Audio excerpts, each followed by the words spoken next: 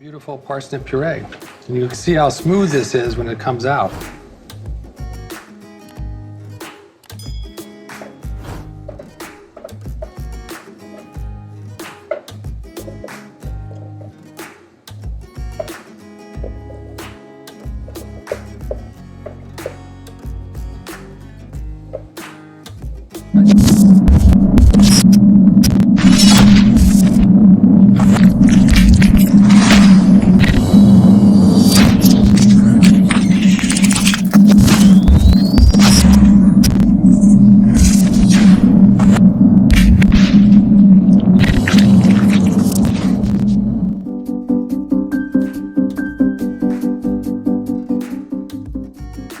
Parsnips. How many of us are familiar with parsnips? How many times did you have parsnips as a kid? Parsnip is one of those vegetables that aren't very familiar for us. It resembles a carrot. It's a root vegetable.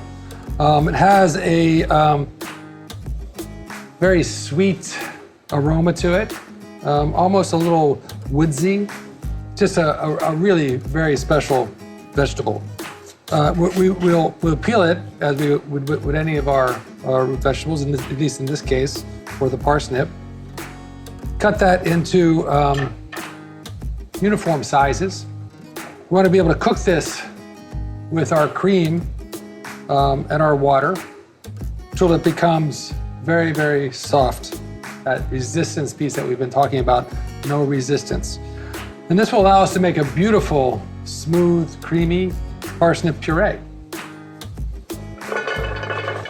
We'll go into our pot, our cream, which is different from our potato puree where we've added our cream afterwards. We're going to cook our parsnips in our liquids.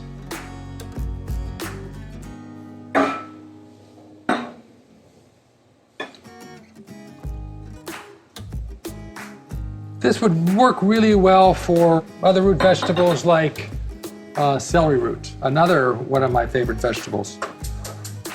When we think about turnips, turnips have a lot of water in them, so turnips wouldn't be my choice for this technique, but certainly parsnips and certainly celery root would be two vegetables that I would really encourage you to try with this technique for puree.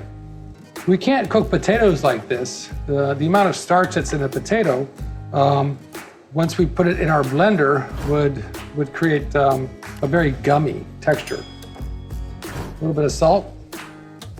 So at this point, we'll bring it to a simmer. We'll let it cook until our vegetables show no resistance. It's probably gonna be about 20-25 minutes. And then we'll put our entire contents of our parsnip into a blender, and we'll get it blended and have a beautiful parsnip puree.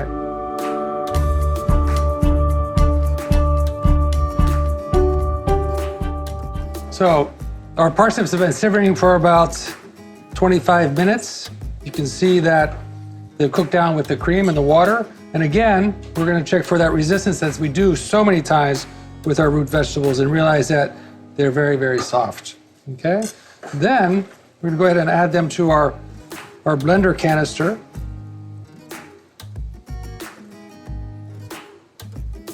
Okay.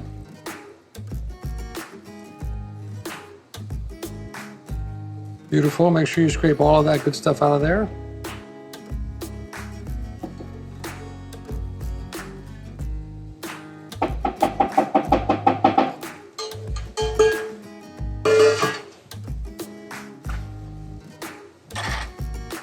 Now, this is very important to remember. In any instance you're using a blender, never, ever, ever start it on high, especially with something that is hot. You really risk bodily injury with that. So we have it on low. We're going to turn it on.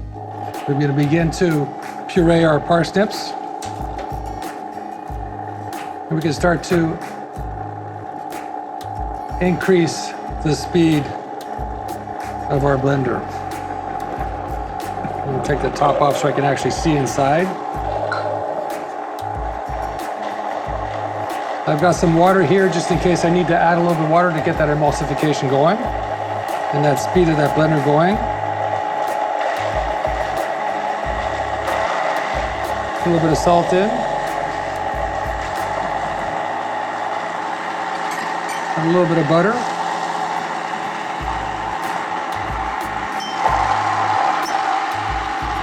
You see that really starting to smooth out.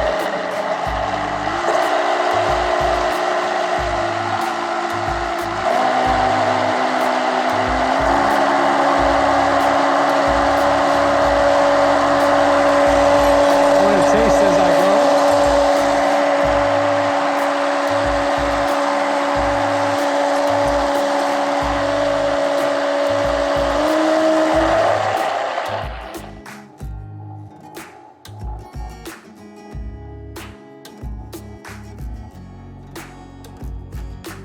Okay, back to the blender.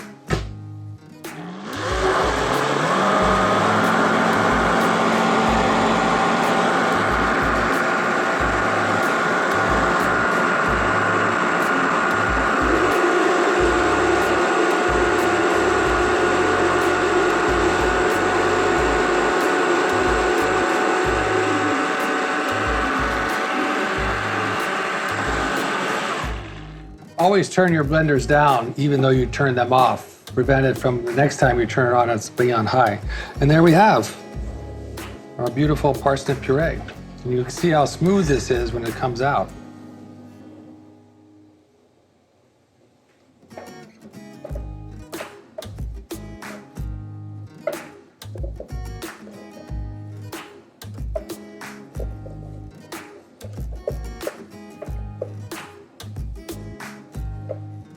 I just love the aroma of the parsnips. It's got that sweet, woodsy,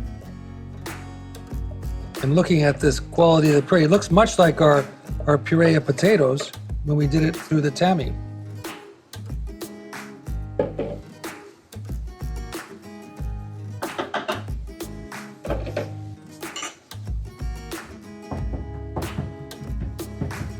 I went out in the garden just earlier and picked a little bit of dill bud. So I'm just going to snip a little dill bud on top of those.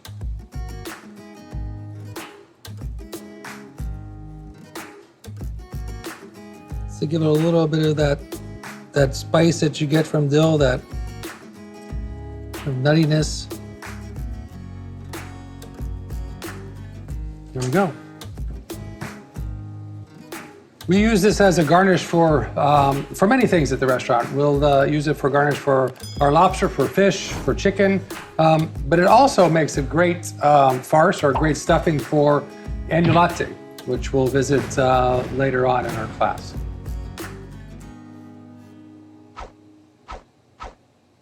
You can do with the eggplant or the garlic, using it in a pasta.